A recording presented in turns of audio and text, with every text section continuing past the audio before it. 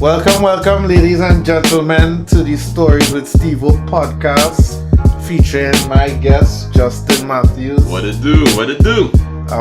Today we will be speaking about mostly the Jordan documentary, The Last Dance, and also we'll be talking a little bit about psychology and a little bit of Justin's philanthropy work. So, we'll start it off.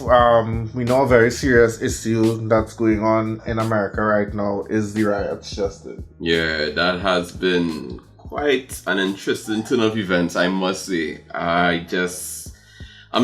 People need justice. People want justice. But it came in the middle, and it's very contradictory because it came in the middle of this whole Jordan documentary where basically America was celebrating one of its greatest black athletes. But here we see that outside the world of basketball, the black man is treated as such, just a black man. Well, I think the thing about it is that once you can control that black man, once you can control him or confine him to whether it's a sport or whether it's business, I think the people are more favorable there. But outside of that realm, it's quite left. It is. But talk to me about, because I know you studied psychology and stuff. So talk to me a little bit about what you think from a psychological perspective. And I know a lot of people might want to hear it, but the psychological perspective of the white man versus the psychological perspective of the black man in that situation. Okay, so I think you need to go a little deeper for me in terms of what exactly you would like we want to discuss here. Alright, to go deeper, let's talk about the view of how white people in 2020 would view black people as opposed to how black people view white people in 2020. More speaking to the fact that white people may still see black people as threats, or they may just have some sort of prejudice just because of ancestral heritage. And we know in America that these segregation was still going on quite up to the 1960s and filtering down to the 1970s. So it's very recent for them. So speak about the remnants of that. Well, the heritage for the most part is something that can be considered. Also, how individuals are socialized and their culture. How homes and family structures are socialized. That would be a start in going in this direction. I think not all white people might be like this. And looking into this whole racism issue, it's a particular mindset, of course, and a particular stance in these particular households. So I would go back to how they were socialized from young coming up, but many children, many teens, as they're growing, they're all beginning to have their own very mindset. So they're no longer going to go with what daddy says or what mommy is teaching or what my grandfather would have told, but they would have their own views and concepts and ideologies going forward in terms of this whole racism issue. So looking at that as with social being that social construct in that household there. To me, okay, you spoke about the social construct of the household. Mm-hmm. When we speak about racism, usually, and I know a lot of people think that it's a one-sided, a one-way street. It's the white man always oppressing the black man, the man, or whatever. But even when you're analyzing, some black people have grew up fearing white people. They have this internal hate towards white people because they always think that they've been treated unfairly. They've been treated unfairly. They're seeing where they're being treated unfairly, and they might use that to say, all right, I'm going to treat this white person a certain way. Even somebody who you never met in your life. They already have these preconceived notions of how they're going to deal with X person, Y person. Right. Mm-hmm. So speak about like how you think that, because I think the ultimate goal is for all of us to have social cohesion and work together and see each other as human beings and not as this race versus this race, and this race is less than this race. Well, basically, I would look at the awareness, raising the awareness of what stance you want to take, the outlook of life, and also being educated. I think folks that aren't educated would look and view things in a particular mindset than those who have been educated, who have certain experience, and who are in the realm of that raised awareness. And as we would have made mention before, how they are socialized. I want to go back to how they are socialized, because that basically constructs your worldview from home. So whether you have to look at your different surroundings, your different backgrounds in terms of who you socialize with. So whether it's at the home and the family construct, whether it's where you're being educated in the school construct, whether it's your friends or certain other family members, all these would be changing or challenging or shaping your worldview going forward and how you would address certain aspects in the world. Cool. It's true, it is true. But okay, I was having a discussion with one of my friends, and we were talking about the way in which the protests were going on. And I was telling her that I don't mind the protesting, but the looting is my problem. Like, this is just reinforcing their mentality and what they stand for, because they are saying, okay, look at these savages, we need to control these savages. And then we go out and we say we are protesting, but we're breaking in stores, we stealing Jordans. I mean, stealing a Jordan and stealing some phones and stuff is not really addressing the issue. The issue is more that this person was killed in broad daylight by a white police officer while he was pleading for his life. And they said that, to my understanding, it wasn't anything like a violent charge or anything. I think it was check fraud or a simple misdemeanor, nothing that required such excessive violence. But yet we are going into the streets and stealing and stuff. And also we can draw reference to Trinidad, because we had a coup in 1990 and we saw where the objective of the coup was for government reform and change, but we saw where people were going into the streets and stealing and looting and robbing and those things. So speak about how we could change the mentality of the average person to be more towards the cause than just self-gain. Alright, so regardless of this whole issue here, I would say that individuals also have that selfish desire and that self-gain, as you would have been mentioned to before, and it's hard to escape from that. And I want us to be mindful or even cognizant of the fact that you don't want to be coming under the umbrella, or that you want to cast everybody under that umbrella that self-gain and greed is there applied to. No, I don't think you should class everybody under that same umbrella. Some people, you can't put there may be some bad apples, in other words. There may be some bad apples.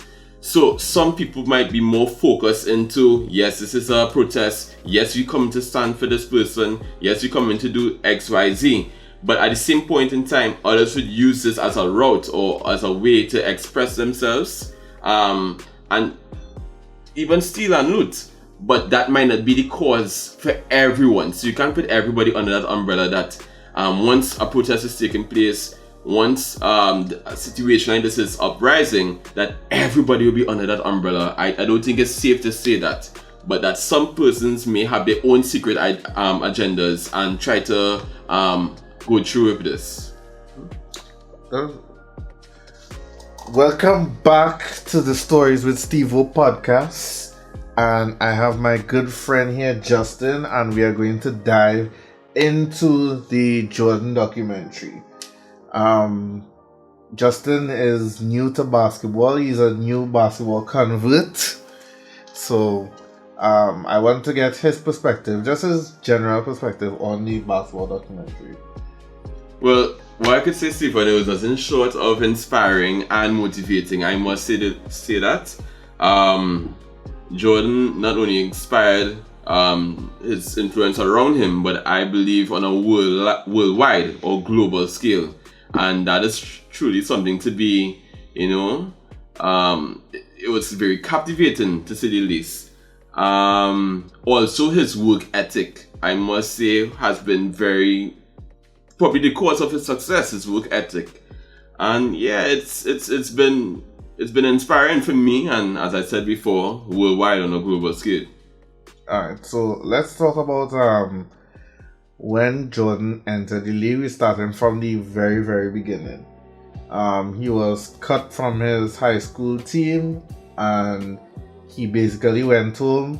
He wrote down all the names of all the people on the team that made the team, and he said, one by one, I am going to destroy each and every one of you. Speak about that mentality, and do you think that mentality is healthy? I mean, not weighing that Jordan is an extreme case and he did extreme things to win at a high level.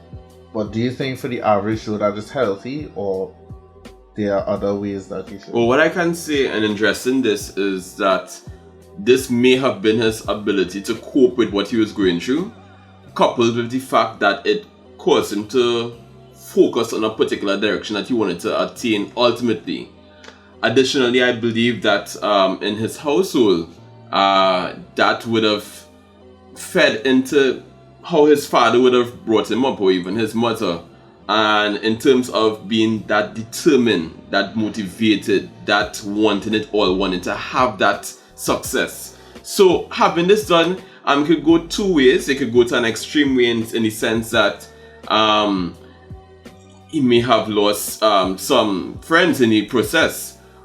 Also that it might also cause his success ultimately, focusing on his ultimate desire of becoming the best basketball player of all time. So, do you think that losing friends and prioritizing winning over friendship, because in a Kobe Bryant interview, Kobe also spoke about that point, that he had friends, but in his quest of winning championships, he said while he's training, everything that in between that friendship is lost. He said when I retire, we can pick back up where we left off, but if I'm playing basketball for 20 years, those 20 years are lost, because my one focus and one desire is winning championships, playing basketball, being the best basketballer that I can be. So no birthday limes, no parties, nothing. It's just all about basketball.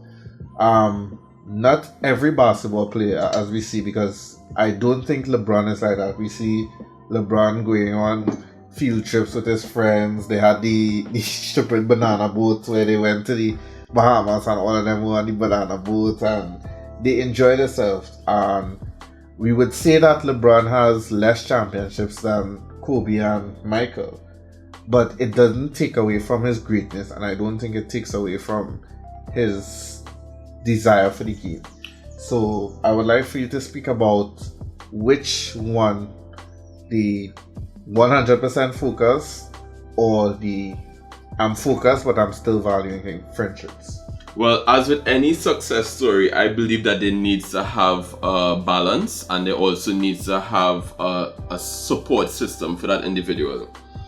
Yes, it would have been shown in the documentary that Jordan was very focused. He was very eagle-eyed on his desire to becoming the best, and as a result, he lost friends and he was just to himself. But at the same point in time, I believe that he would have had that support system in him becoming the best, whether it was his father, whether it was his mother, sometimes it may have been Scotty, not on that same how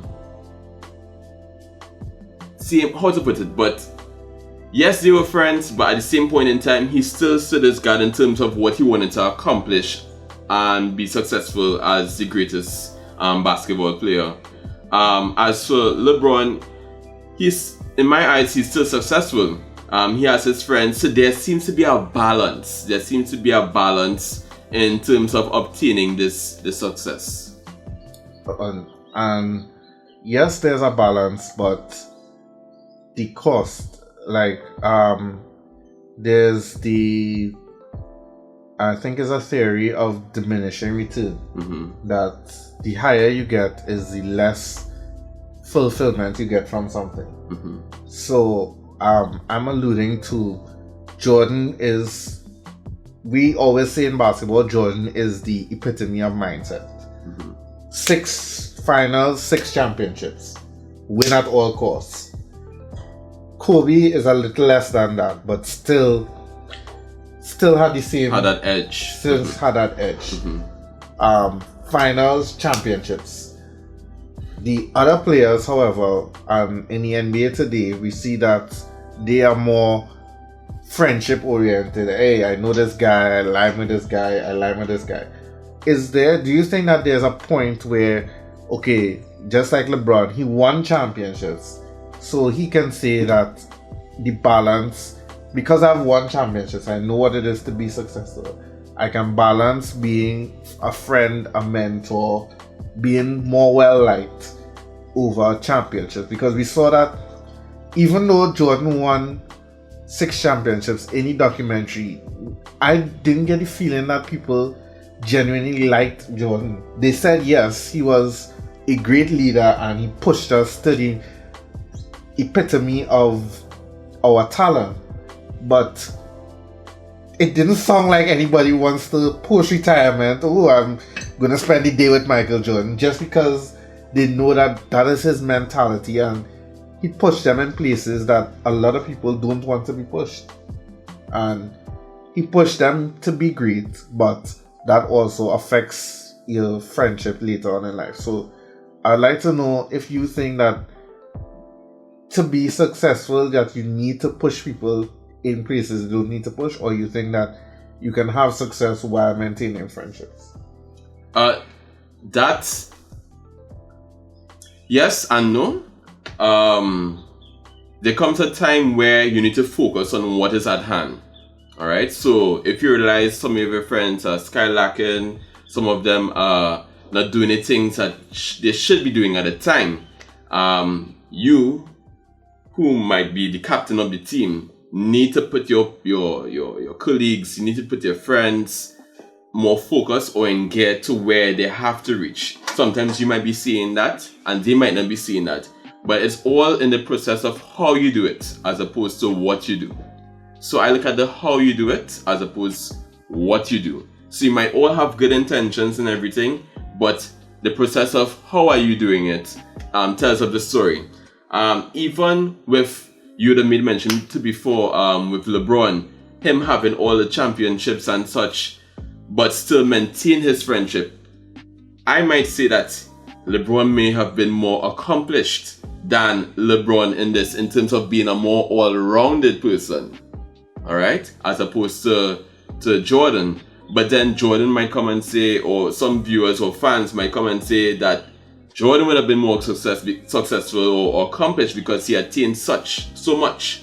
But it's all for the individuals and what they determine or set apart as being accomplished or not accomplished. Because I could have all this and still feel empty inside. Because I don't have friends. That might have been his tipping point or reaching point or such. But I have friends, but I may not have the championships. But I may have a few, or I may not have, and I may have felt more successful or accomplished. So it all determines, it all boils down to the individual and what they deem or what they put on their list as being accomplished and successful for them. So moving on to the next question I have, or point that I want to bring up, is the fact, and we have played football on in our little local set already, right. And I would have gotten upset with you even as teammates or opponents. Right. But speak to the fact that, because we saw in the documentary where when they brought up the Bad Boy Pistons and Isaiah Thomas, that Jordan says up to today he still hates them. And I found that was interesting because I've played a lot Maybe of... might call it tough love. Maybe. But I've played a lot of matches against people, and when you see them in the street, you'll be like, hey, what's the scene? Thing. Or there are people I play against, and although you'd have been upset with them at that point in time, outside of the game, it doesn't carry over. But to Jordan, it carried over because... Well, you have to remember, this was his life, this was his career, this was his drive, this was his focus, this was his main go-to. So he took basketball very, very seriously. Or matter of fact, he took his life seriously in terms of how he approached everything. Even when he went to baseball, he took that seriously when the naysayers said, no, Jordan wouldn't make anything, he wouldn't accomplish much. But because of his driven mentality and his work ethic, this didn't stem from when he was 28 or in his 20s, but this would have been innate from a very young age. And so it manifested itself later into his adult years. So that would have been different. I believe it's how you were socialized, how you were raised, how things would have played out in your life experiences from a very young stage may manifest itself sometimes in the adult stages of your life. So yes, you may see that person and you might be like, hey, what's he seeing? What's going on? Everything cool? And you had a horrible game against this person, or you're very vexed with this person. You might be in your team or even opposing team. I believe that the anger or the frustration that you would have felt there and then would not manifest afterwards because it's not your main thing. Your main thing, you might have the 8 to 4, so it's football is not your livelihood. Basketball may not be your livelihood. So I'm guessing I'm going with the fact that it's all determined or it's all set based on whether or not this is your calling, this is your career, this is your livelihood, and then the seriousness of it would also take precedence here going forward whenever you see that person on the street or grocery or whatever. I like the fact that you brought up the 8 to 4 because a lot of us go to work every day. So we have workmates and we have people that we interact with on a daily basis. So his basketball would be compared to us going to work. Definitely. So there are people on our workplace that we interact with. Mm-hmm. And I would like to bring up the point that although a lot of people say that it's not competition based, mm-hmm. a lot of workplaces are competition based because everybody wants to keep their job. Everybody wants to be Definitely. At the top of their job. Definitely. Everybody wants to get promoted. Everybody wants to be a good worker or to bring home as much money at the end of the day that they can, mm-hmm. which would be comparable to basketball because everybody wants to get the huge contract. Everybody wants to be the star of the team. Nobody wants to be the loser that's traded. So nobody wants to be at the bottom of the barrel in terms of the work ladder. So talk about how in the workplace competition could be beneficial, and talk about how you think competition should be managed in the workplace. Okay, so competition will go back to the individual and how they perceive life or their experiences in life, because I might be more competitive than you, right? Based on my life experiences. Also, you have to look at the fact of the work environment and how the workplace may create that competition or create a camaraderie as opposed to competition. Now, competition may drive you to be the best at what you do. It may also drive your colleagues, your work colleagues, in terms of being the best that they can do. So that to me could be a healthy competition. But then when it goes extreme and you start cutting each other's necks and you stab it in the back and you're doing certain things that may put a person's life at risk and their job at risk, then it's a little more serious. So I'm looking at the work environment in terms of how the workplace is set up. Also, the individual and how their life experience would have shaped on them and their thought processing and their decision making as well in that workplace. But Justin, to me, being the best and I'm not saying that to be the best that you have to undercut people, but sometimes that's what you have to do for certain people with that mindset. They want to be the best at all costs. They cut off everybody, and in the long run, they have no friends. They have no persons that they could call 3 o'clock in the morning. So sometimes the there and then, as I made mention to before, their life experiences and the thought processes would have been shaped from a very young age to where they are now in their adult stages now. So it's you have to be cognizant of that. You have to be mindful of that. Going forward in terms of the workplace and how people approach it and why they might even cut off some people or stab people in the back. But oftentimes we see those are sometimes the people who taking home $30,000-$40,000 at the end of the month, or getting the most overtime, or manager favorite getting the most perks.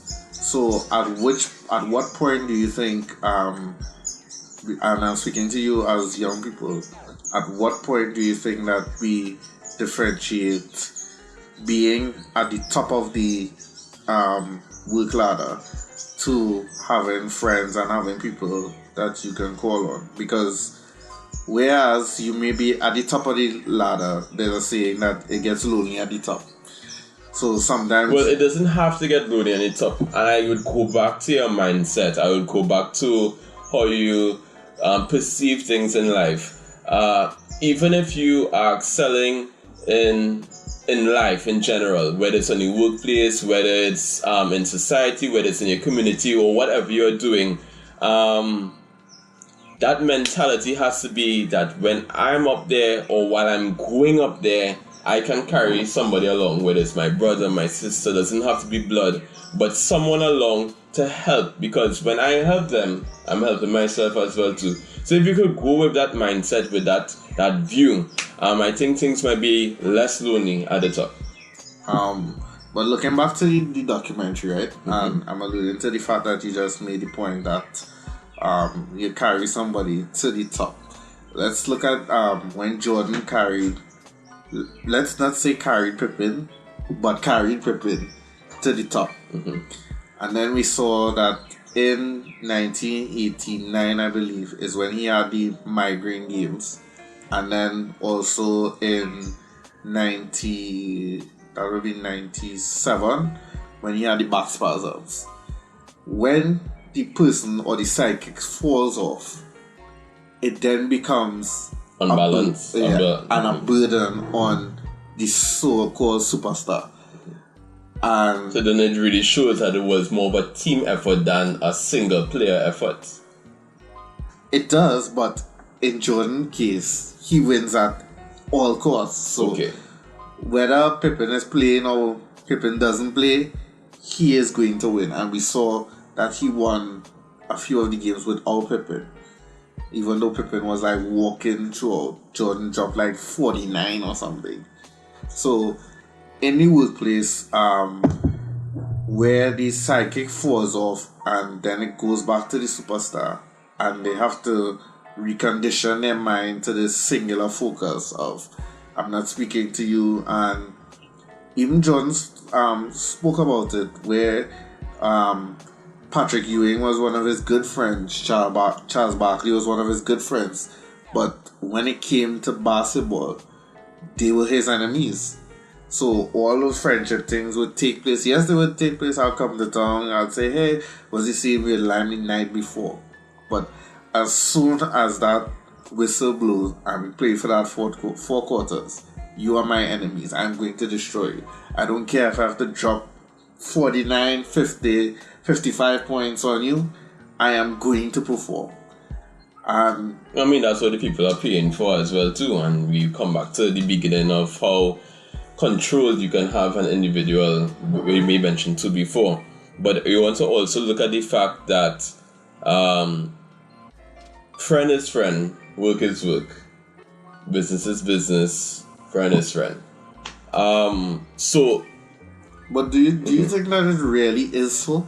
Because we say that, but okay, like for me personally, with my business and running my business, a lot of my business now is being supported by friends and people that I know.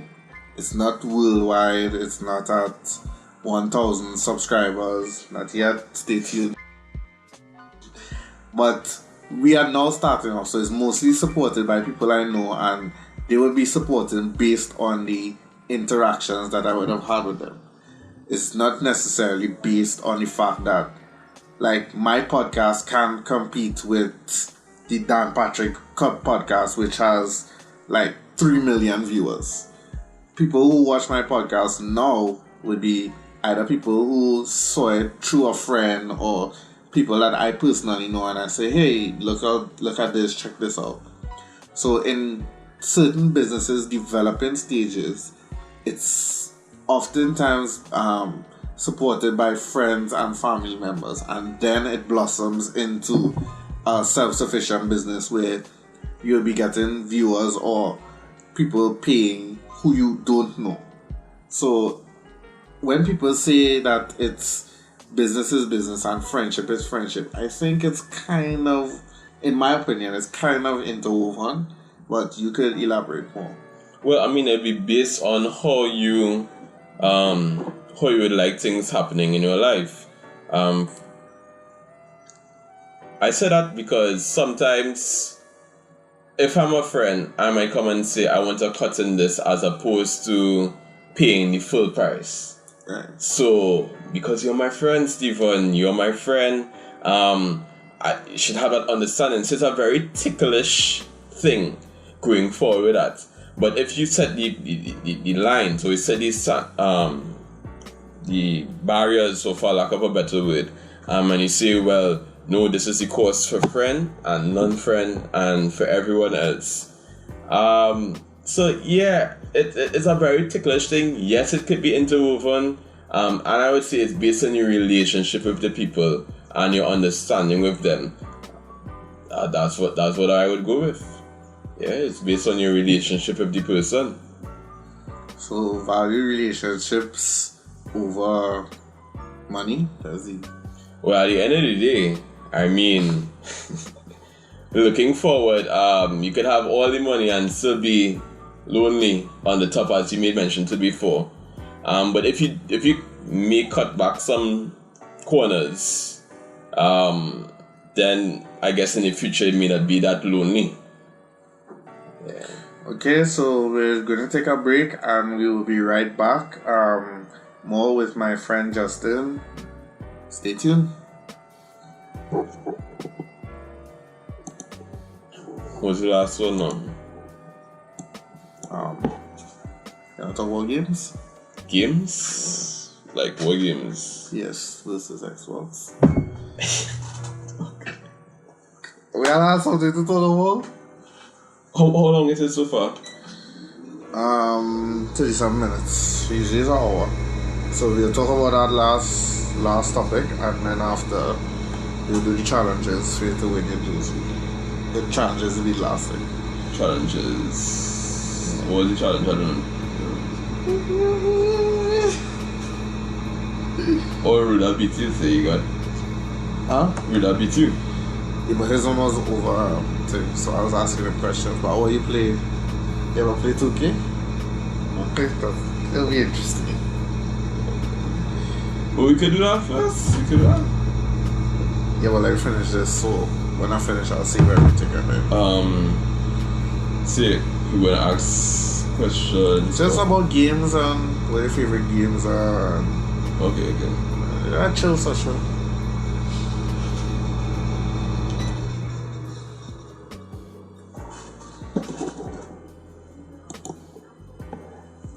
Alright, we are back. We are back in studio. I'm here with Justin. We spoke a little bit about the riots. We spoke a little bit about Jordan documentary. We're gonna take a more relaxed approach now and just speak about video games. Justin is a PlayStation guy. I'm an Xbox guy. Shout out to Xbox if you want to sponsor. Shout out to PlayStation. Yeah. Let's talk about some upcoming games. Obviously, with the quarantine, I know a lot of people now would be focusing on games and stuff. So, talk about games and gaming in your experience and how you think gaming could help society and the perspective of gaming changing. Games have changed far different from before. But that's some good stuff there. Games I play like FIFA sometimes, more adventure games, let's say Star Wars or Spider-Man. Yeah, it's a more relaxing kind of thing you do when you come home from work or on a low or so, and you just want to kick it back and just play some game. So who introduced you to that dreaded PlayStation? That dreaded PlayStation. Dreaded, probably best. My father bought a PlayStation 2 for me back in when I was let's say 14 thereabouts. It was 14, 15 thereabouts, yeah. And it was the first gaming console I had. No, as a matter of fact, Sega Saturn was the first gaming console I had. Wow, throwback there. Yeah, Sega Saturn. My cousins and they had the Nintendo and the Game Boy, but I had the Sega Saturn as well, and I had a car game. I think it's Daytona, and some fighting games. I can't remember the names, and also a helicopter game. So it was a car game, a fighting, and a shooting, and the helicopter game. So it was quite interesting. That was the first for me in terms of gaming, the gaming world and the gaming console. I started out with a PSP actually. Okay. A PlayStation Portable. I never had No. My first console was a Game Boy. So Okay. I had a Game Boy Color, and then I had Game Boy SP, and then I had a PSP, and then I had a PlayStation 3, and then I had an Xbox. Wow. Yeah, you should have gone to the PS4 one time. No, I actually I was going to buy. It was actually between the PlayStation 4 and the Xbox, and I couldn't beat the price of the Xbox. It was significantly less, and I will tell people that straight up. Well, I mean, when you want to pay for quality, that's the bigger thing. It's quality. I was like, they're both the same, and this is the one I have is the Xbox One S, and at the time it was a no-brainer, the PlayStation. So you wouldn't be buying the PS5? I need to see, because traditionally I like to play games on PC. I've played a couple on PC. Need for Speed for the most. Yeah. Those two-dimensional games like Pac-Man and that kind of thing. I also played. Well, I had emulators because I never bought the Game Boy Advance, and so I would have played like Zelda, Mega Man, Pokemon. Those kind of games. It was quite interesting back then. But yeah, the PS5. So would you? I must say I do miss playing God of War. Yeah, I heard that. Yeah. I borrowed, shout out to Tafari, I borrowed Tafari's PlayStation to play Spider-Man, because that yes, that game is probably the greatest game one of the greatest games that I've ever played in my life. Just from the graphics to So I guess you could be going off with this Xbox somewhere.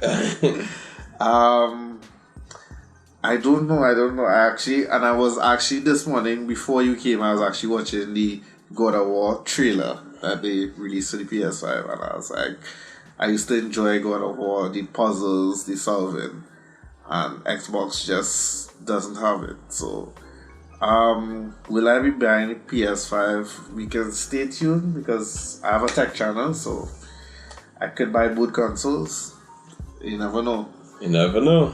But to me, let's talk about the way how games have changed. Especially I find for the Need for Speed franchise. I don't know if it's me alone, but as Need for Speed continued to grow and develop, I kind of lost touch with it. Likewise, I don't know if it's the storyline or if it's just the build-up of the game or the concept, but it never seemed to captivate me as the earlier ones did. Yeah. Like Underground 2, Most Wanted. Yeah. Hot Pursuit. Yeah, Hot everything. Pursuit. I was just like, yeah, I need to play this. And then with the later versions, it was like, yeah, I had the run. I played the run. The run was a game. And then after those, I just stopped. I just couldn't. I don't know if I can identify with it, but it just didn't appeal to me anymore. And I would like to have that. I stopped at Underground. Yeah, I never really ventured into the rest. Is Underground? Yeah, Most Wanted Underground. Yeah. I think I stopped around there. Yeah, so those were shout out to the guy blasting his phone in the background, which I'm sure you're like, yeah. Shout out. He obviously wants to be heard by the community, so yeah. But other than racing games, what other games you played? I know you made a mention some shooting games. I played some Call of Duty, but the recent game I played was Uncharted. It was the last one. It was the only one that I played actually, and it was quite interesting. I want to see what the others have in store, like the ones before. But other than that, the game was really good, as you mentioned. The puzzles, the whole storyline of it. I actually felt like if I was in the game. So that was good. I actually never played Uncharted. No, but it's a game. It's like an adventure game. You're there with your gun. You're solving puzzles. The mysteries. You're looking for the hidden treasure. And so it was really nice. It was a nice storyline. Is it like Assassin's Creed? Probably has some similar features in it like it, but it's just a random guy and he's just going around, no set of powers, but just going around with his gun trying to source the hidden treasure with his family. So basically. It's more like Tomb Raider then? Yeah, you could say it's like a Tomb Raider. I used to love Tomb Raider. Yeah. Tomb Raider was good. I had it for PC. Yeah, I PC was good. Shout out to Lara Croft and the developers of Tomb Raider. That was one of my, if not one of my favorite games ever. I love that game. But let's talk about FIFA. FIFA, I mean, everybody thinks that they're FIFA boss. Speak to the public about what you think your level. Well, it just keeps getting better. Like, I mean, I don't know what again would they add to this to make it greater, because I think the game is already good. But they always find these little things to improve on and making it more realistic. So that's kudos to the developers of FIFA, EA Sports and on the whole.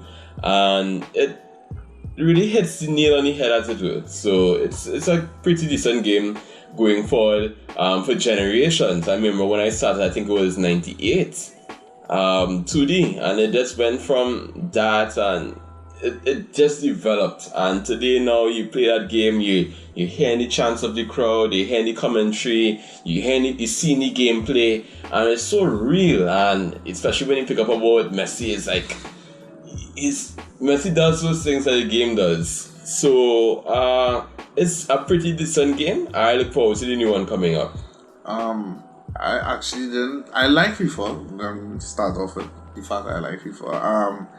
But what kind of threw me off was when they changed the shot mechanic. I think it was for the penalties. Mm-hmm. They changed the way you take the penalty. Mm-hmm. And for me, I think they had the thing where you had a point. They also changed the corners. Right. Where you have to kind of point a particular position. Right. And to me, that threw me off because for generations before that, while the game was developing, my FIFA skills were also developing with the game. So I would know, okay, from FIFA 2010 to FIFA 17 mm-hmm.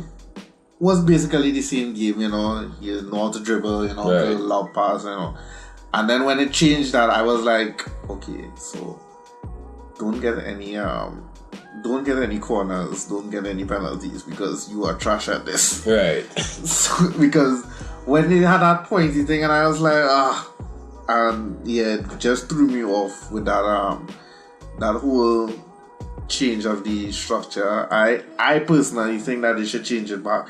I don't know how many other people agree with me.